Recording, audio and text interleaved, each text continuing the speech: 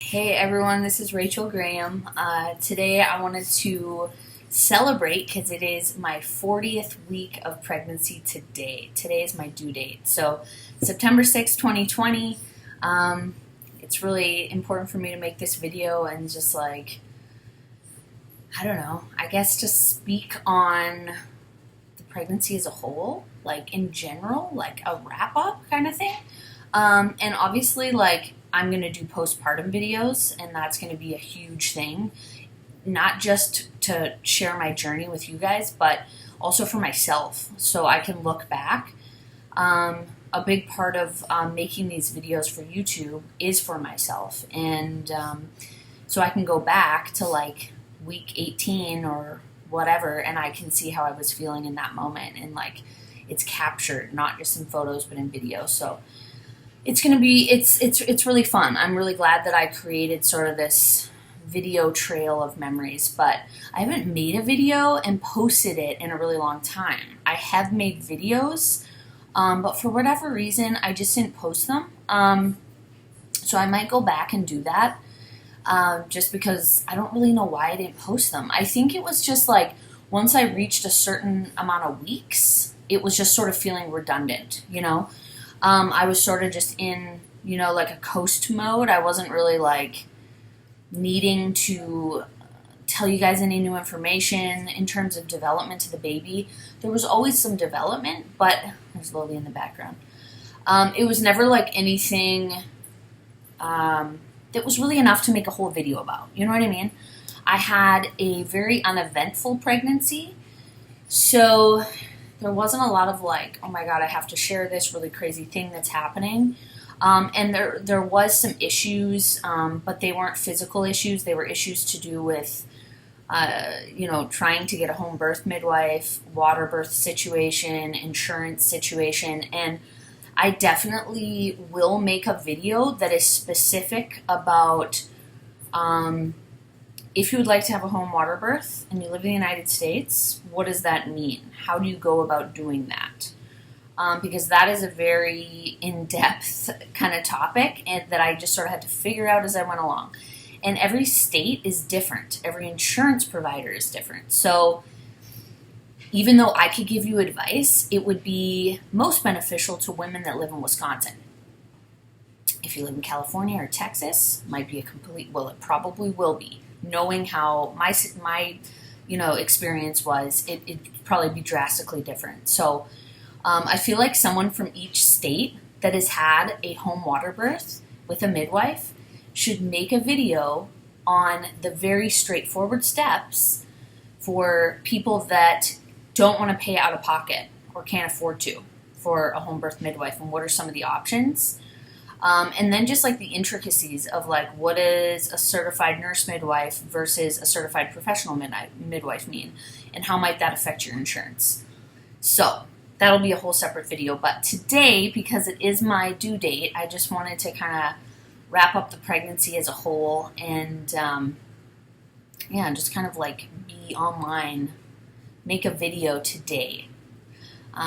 Commemorating this date. And it's awesome because it's Sunday, so it's the end of the week, and it's my due date, and I'm really hoping that he decides to grace us with our presence today, with his presence. But anything can happen. Let's just leave it at that. So I've made a lot of videos about my first trimester and in my second trimester, but not too many videos in my third. Like I said, my third trimester was pretty uneventful. I was just pregnant, still going to work. I actually had a very, very busy summer. My stepkids, they are 12 and 14. They came to visit. They arrived on July 5th, and they stayed until August 22nd, so they were here for a month and a half. And at that time, I was also taking a nursing assistant class for my nursing program. So I am currently trying to get into an associate degree nursing program. So there's a lot of prerequisites that have to be met. And I finished all of the core classes that take place during the regular semester over 3 semesters, the last year and a half. Finished all of those in May, which was interesting because when COVID struck March, My classes that were in person moved to online, and that was interesting. Especially for anatomy and physiology too, trying to do like lab online, it was pretty, it wasn't the best way to do a science lab. But everything went well and I finished. So the last piece of it is something called the Nursing Assistant Program, or a CNA, a Certified Nursing Assistant. And they offered that during the semester, but it always interfered with my current class schedule or my work schedule. So I could never make it happen. So literally my last option was to do a summer class. So because of COVID, they had an accelerated hybrid version of the nursing assistant class. So basically I was doing that. I had my 2 stepkids. I'm pregnant in my 3rd trimester, and it's COVID. So I think for those of us that have been pregnant through this year, and I literally found out I was pregnant at the beginning of January. So I had like 2.5 months of thinking this was going to be a normal year, and then the rest of the pregnancy was COVID pregnancy. So quarantine, if you've watched my previous videos, my ultrasound at 20 weeks, my husband wasn't allowed to come in with me. So we made a video opening a card that the nurse had filled out for us in the car so we could, find out the gender together. So it turned out to be really sweet, and I think I'm really happy that it turned out that way, because had we had both been in the ultrasound together, I don't think we would have recorded it. So, there's little things like little silver linings, like because of COVID, we now have that video. So I can try to stay positive. So in my 2nd trimester, I was working out a lot and posting a lot about that, about the keto diet, low carb, drinking ketones. And then into my 3rd trimester, I didn't have the dip in energy like a lot of the apps said that I would have. My energy level stayed the same, but I did find that my motivation was lagging. I didn't feel motivated to eat low carb. I didn't feel, I don't know. In my 2nd trimester, it was pretty easy. To eat low carb, stay on ketones, working out, because I was still pretty mobile, and my belly was a belly, but I wasn't having any other I wasn't having physical pain. The belly was easy to walk around with. In the 3rd trimester, it got a little more cumbersome, trying to do stuff. And my workouts had to kind of ease off a bit. I was doing pretty active, 4 to 5 day a week workouts with weights and a lot of jumping around and squats. And I don't know, it was just I just naturally moved away from those type of workouts. And at first I was pretty disappointed in myself. Dude, you need to be hitting it harder. You wanted to have a fit and active pregnancy. You wanted to stay keto. And it was it wasn't even a matter of motivation. Honestly, I just feel it was just I'm doing what I'm doing. It got to a point where I wasn't upset about it anymore. It was just this is what my body feels like it wants to do. And this whole process has been really interesting in practicing how to let go. I thought I'd really struggle with the body changes that have taken place, but I really haven't. I think I've just really embraced the process, and it's I gained about 30 pounds, and it's whatever, when I thought of gaining 30 pounds before, I have been 30 pounds overweight and then lost 30 pounds, and that was a huge achievement, and it was never going to allow myself to gain 30 pounds again. And it's kind of ironic that in my pregnancy I gained 30 pounds. But I'm not worried about it. It's just this is what my body wanted to do, I guess, because I never ate for 2. I really didn't allow myself to get into that mindset. I didn't actually feel insatiably hungry. I'm always hungry. I'm one of those people though. I didn't feel any hungrier being pregnant than I did normally. Yeah, like I said, there was no fucks given, really, about well, I'm going to eat some carbs. And prior to that, I would have felt like guilty and been like, you know what? You know that carbs don't make you feel good. And I'm talking about like white bread, like hamburger buns, potato salad, crackers, tortillas, chips, like processed foods, those sorts of products. I wouldn't allow myself to eat those very often. And especially if I was doing keto, I wouldn't be eating those at all. Obviously, they have keto versions of those things, but I would never like just be eating hamburgers with hamburger buns and potato salad. And that's something that in my third trimester, I was like, I want a burger with a bun, and I want to have some potato salad, and that's what I'm doing. So, but yeah. So, anyways, the low carb lifestyle definitely took a back seat in the third trimester. Especially towards the end of the third trimester. I feel like in the beginning of the third, I was still like I said, feeling a little like, dude, you've got to get your shit together. And then it was just like, you know what? I've had my shit together for a long time. And if I let myself off the hook a little bit, is that really so bad? No. So eating some brown rice, like I said, having a hamburger bun.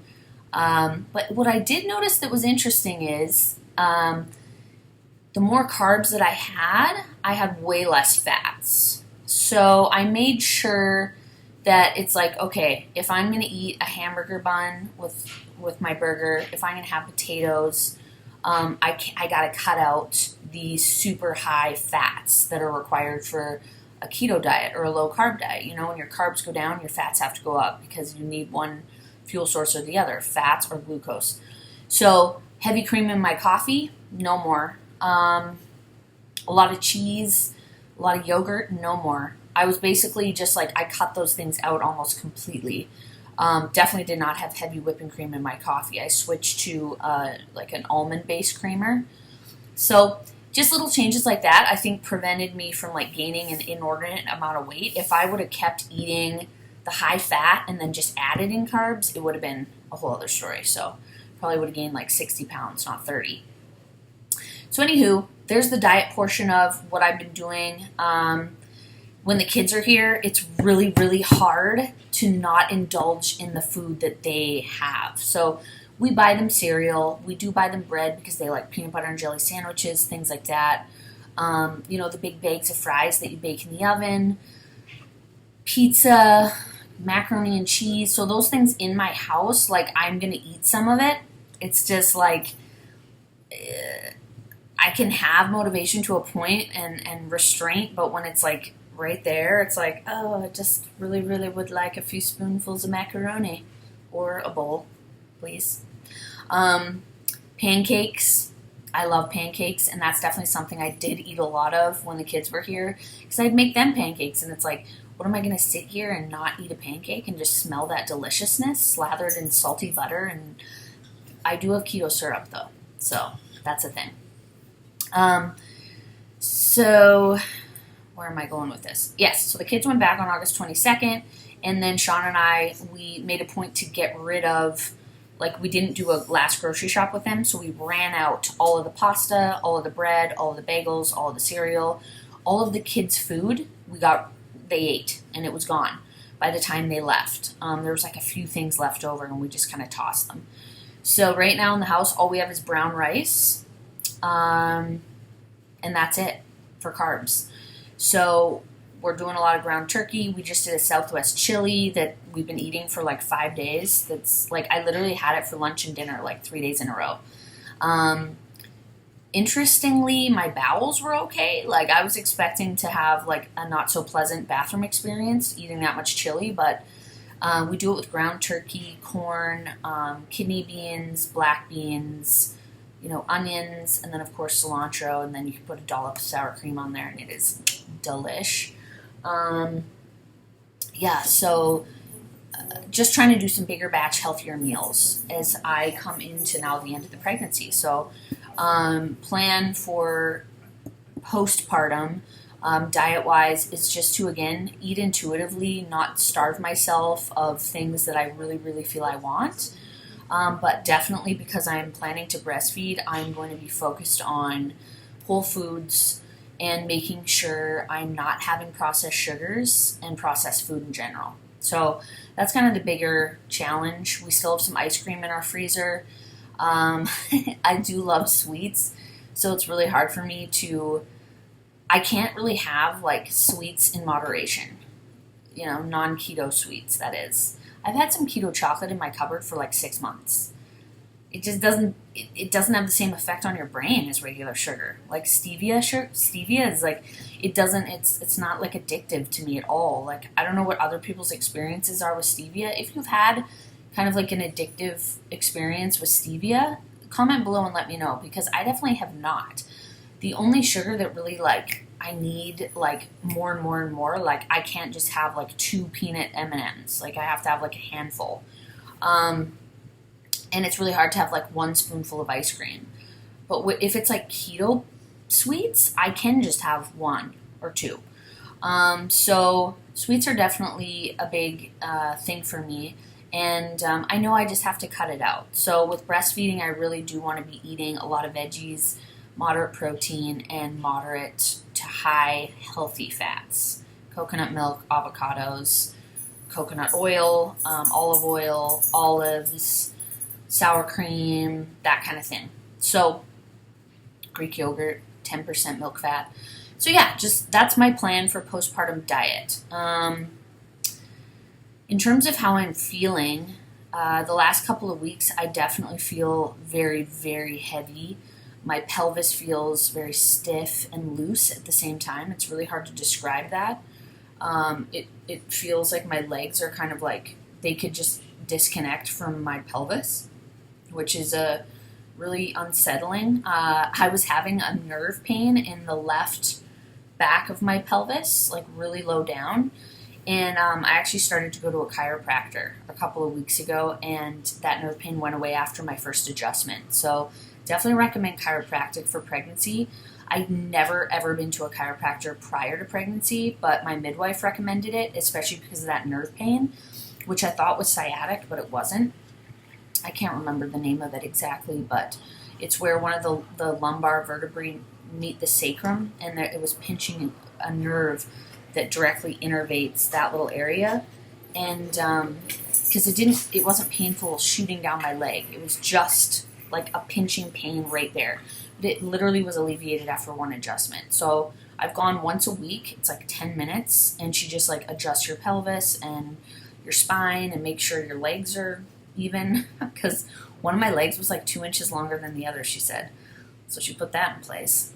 That was weird. So yeah, waddling a lot. It's definitely difficult for me to like go grocery shopping even. Like I find myself holding on to the cart like for dear life, like I'm holding myself up. But it's really just like, I think, trying to relieve pressure off my pelvis and my lower belly, which I feel a lot of pressure. The baby has been engaged for like ever, so his head is under my pelvic bone or pubic bone, and it's been like that for weeks, like I'd say 4 weeks, which is really good because he's in the optimal position.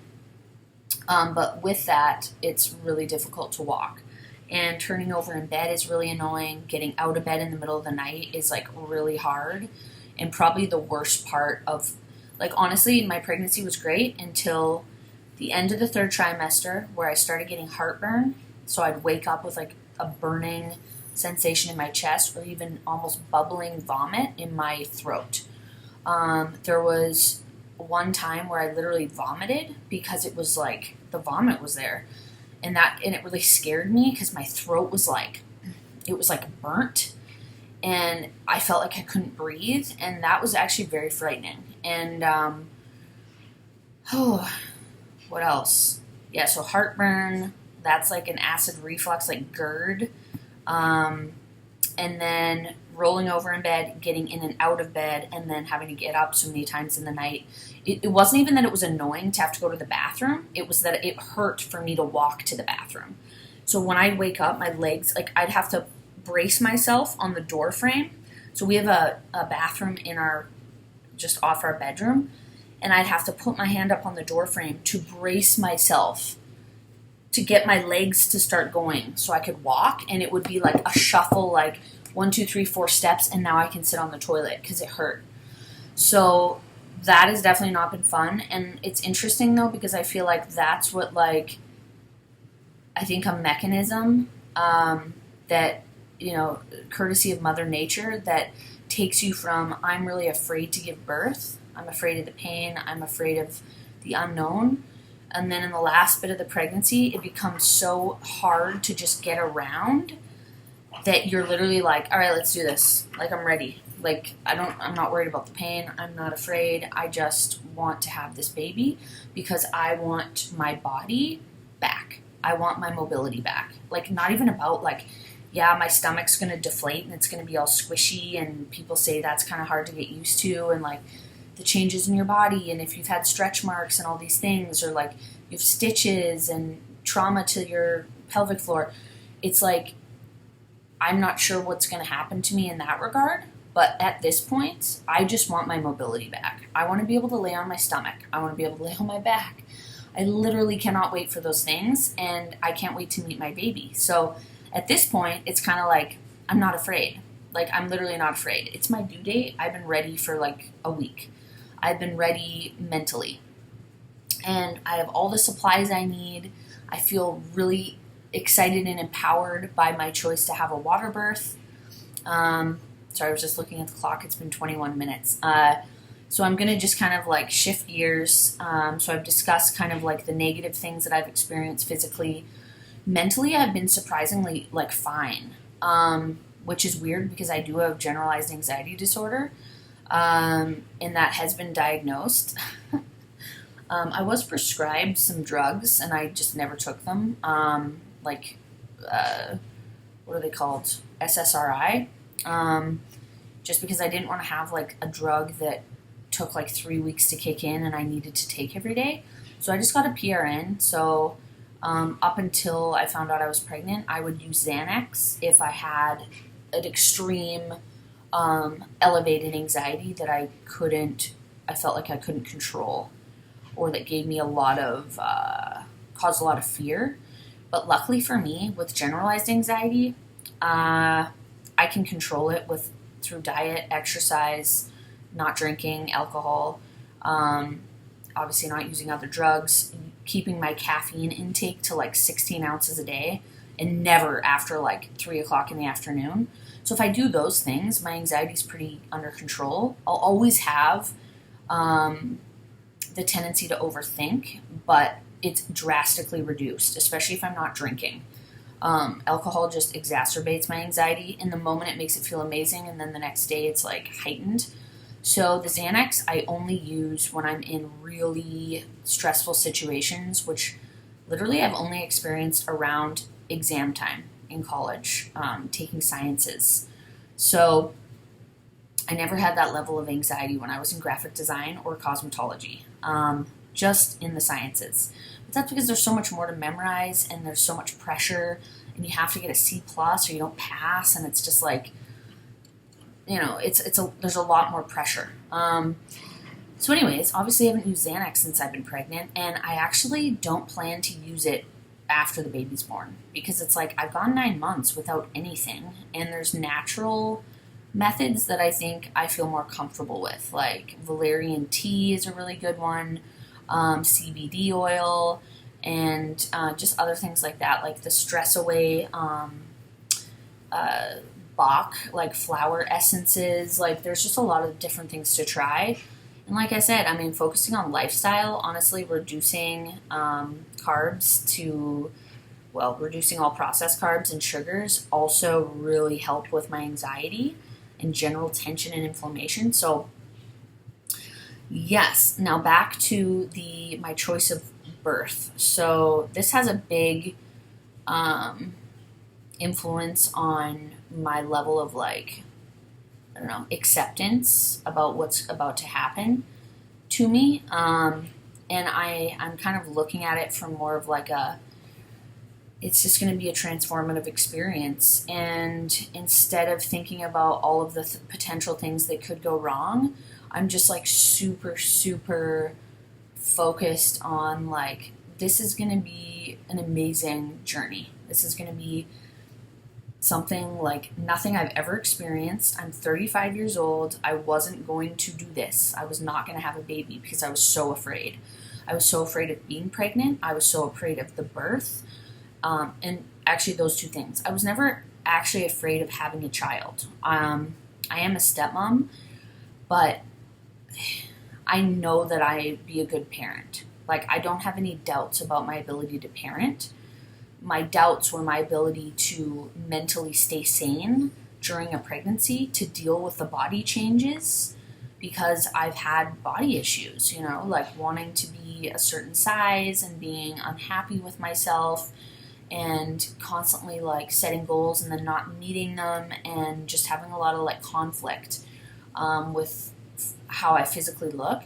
But I feel like this pregnancy has really taught me a lot about just like acceptance, like in general. Like, luckily I haven't gotten any stretch marks. I know that you can give birth and then get stretch marks, so I might still get them, but I honestly, again, don't really care.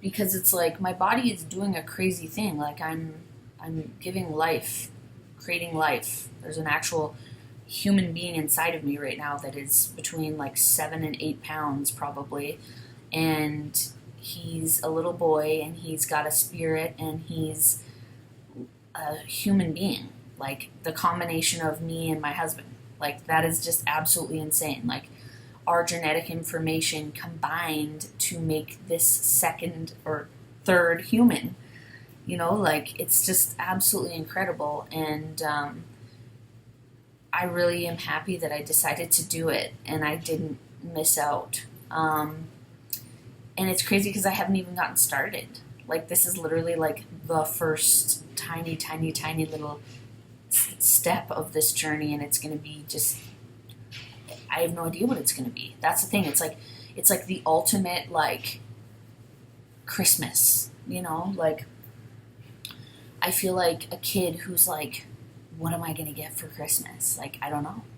When it's still super exciting to you and like Santa Claus is still this like cool, concept that you actually believe in, and like, you just like the reindeer on the roof and snow-laden boughs and eggnog with a dusting of cinnamon and, sitting around the fire at night. Like, I don't know. I have all these really nostalgic images of Christmas, and I've always loved Christmas. And this feels like the ultimate, like, anticipation. And not like it's felt like that the whole time, though. Don't get me wrong. There's definitely a lot of days, even in the last couple weeks, that I feel almost dissociated from it. It's like, what's going on? Like, I'm actually pregnant and I'm going to have a baby soon. Like, really? Like, that's really intense. So I vacillate between those two extremes. But now that it's, like, impending, like, today is my due date, this is the 40th week, chances are I won't go beyond 2 weeks late, because that most people don't, right? So now it's really just exciting. All my ducks are in a row. We have all the supplies. I am posting a video showing my like birthing kind of area where I have my water birthing tub and my little altar, sanctuary space, birthing affirmations, all that stuff. So you guys will see that, and then I also show some of the supplies that I needed for the midwife, and then just some things that I got. So anyways, I think I'll wrap it up because we're approaching 30 minutes, but yeah, it's really interesting. I want to end off by saying something profound, I guess, like a wrap up, but I don't even quite know what to say other than I guess I'm really surprised by how calm I've been mentally. Not to say there wasn't moments where I wasn't calm, but like in general, it's been so much less stressful than what I perceived pregnancy to be like. And everyone's experience is so unique and individual. So, it's really hard. I can see people give anecdotal advice based on their own experiences. But I think as long as like going into it, your experience is not going to be like mine. It might be very, very similar, but there's no guarantee of that, It's also hard to articulate exactly how you feel because it feels almost outside of the realm of articulation. It's almost like, how do I describe? But how I describe it is like just like a letting go, like an acceptance, like of the process of like nature and like the universe, and it's gonna roll out how it rolls out. And honestly, even at this point, my baby is in control of how this is gonna go, and my body. And my body knows what to do. So my body is like gonna go through these specific stages, right? Dilation and all of those things, effacement, and the baby is gonna go through the baby's innate ability to know intuitively what to do. Like the body is going to work with the baby to get the baby out of my body. And so I'm really just a passenger at this point. And that is kind of an intense thing to understand. It's like, I mean, in what other situation in life are you just like a passenger? But then it's like, maybe that is a metaphor for life. Like, you can plan things. Like, I have all my water birth supplies. I have my postpartum supplies. Everything is ready and organized. I have this house that I live in that I'm having the birth in. I have my midwife. I know how many contractions I need to have in an hour before I call her. I have my emergency hospital bag packed. I have oral vitamin K because I've made all these decisions regarding how I'm going to, take care of the baby with things like vaccinations and circumcision. And I've made all these decisions, right? But at that point, once that's done, it's not up to me. It's out of my control how it goes down. So the only thing that I can do is to think really, really positively and to create a space that honors my like comfort level. What am I comfortable with? I wasn't comfortable going to a hospital and having an OBGYN. I wasn't comfortable having a team of 7 midwives where I wouldn't know which person was actually going to be there in the delivery room. I wasn't comfortable with internal fetal monitoring. I'm not comfortable with giving my baby a vaccination right when he comes out. I'm not against vaccinations, but I don't want to give my infant child a vaccination before he's even been exposed to oxygen hardly. You know what I mean? Like, or the air. I decided to not circumcise, which was something that initially I was like, oh, of course we'll circumcise because my husband's circumcised. Pretty sure my dad and my brother are. I don't have much experience with intact men. But when I did my research on it and I was challenged to do research, I was surprised that I changed my mind. You know what I mean? There's just all these things, like all these decisions that you have to make when you have a home birth. And you make those decisions when you have a hospital birth too. But I think based on like conversations I've had and just like thinking about it, it just feels like when you have a home birth, because it's at your home, it's more like a la carte. And I think in the United States too versus Canada, like when you have a baby in the hospital, if you're not, and this may also be the time we're living in now. The hospital provides people with way more information and there is more decisions to be made. But my perception of birth, and from the people I know that have had given birth, no one told me about all these decisions. It was kind of like, yeah, you just go to the hospital and you have a baby. Like, you choose your OBGYN, you have a baby. Or a lot of people don't even choose an OBGYN because they already have one from like doing pap smears and whatever else, normal maintenance. And this experience has been very different. Like, there was no just like, okay, I have an OBGYN, I'm going to the hospital. Pick my hospital, that's it. You have a birthing plan or a birth wish list, whatever you feel comfortable calling it. And they let you know, you have to be comfortable with things not going to plan. But I have like a birth plan that's like this long in case I end up going to the hospital. So, yes, my husband just texted me, is a baby coming today? How are you feeling? There's no baby coming today. If he does come today, then he is unannounced. He is not prefacing his entry into the world because I don't feel any different. This is something that I did between my last videos that I've made. Completely different hair. I cut all my hair off. And bleached the shit out of it. I just toned it last night, and that's why it looks super icy. So I really like it. This is just another part of like how I feel like this experience has just like changed me. I don't know. Like I'd always wanted to have short hair, but I was afraid of looking too like boy-like. But I don't think I look boy-like at all. I think if anything, it makes me almost look more feminine. Anyways, it's now 35 minutes, almost 36. So I'm going to get off here, and I have a lot of stuff I want to do today because it's Sunday, and I'm going to be going to work tomorrow because it's not looking like I'm having a baby. So thanks for watching. I will be posting my birth story. I bought a tripod, so we'll be taking video of it. I might even be vlogging, like doing, making short videos as I'm going into labor because I want to be able to watch it later.